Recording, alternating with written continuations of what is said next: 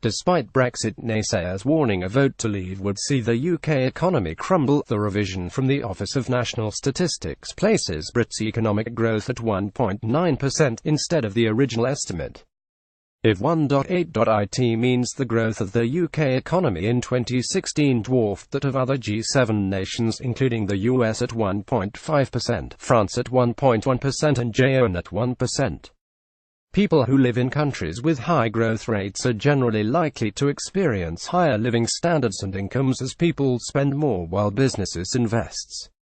Chief economist at Deloitte Ian Stewart said, "The UK's performance has been rather better than the gloomy talk would suggest. Growth has come in stronger than expected a year ago and the pace of activity has edged up since July. Talk of an end to UK growth has been somewhat exaggerated. Get it, figures will come as a boost to Theresa May's government." Scotiabank economist Alan Clark added, "A few days ago the papers were awash with headlines that the IMF had downgraded the outlook for UK GDP growth. Perhaps they should have waited for today's data. The figures will come as a boost to Theresa May's government as she attempts to balance the state of the nation's economy despite combative Brexit negotiations from Brussels." Much of the boost is believed to have come from the UK's service sector, the largest element of the UK's economy. However, manufacturing also played a part in the growth after exports increased as the pound fell last year. Get it, growth of the economy in 2016 dwarfed that of other G7 nations, including the US at 1.5%. It comes as the UK's small and medium-sized enterprises (SME) become increasingly optimistic regarding the economy's prospects during the Brexit process, according to a study from Lloyds Bank.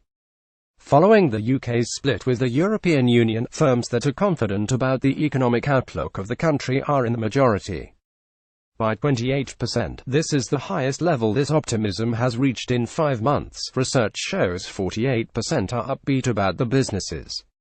However, only 23% predict increased workforces in 2018, down from 28% in November.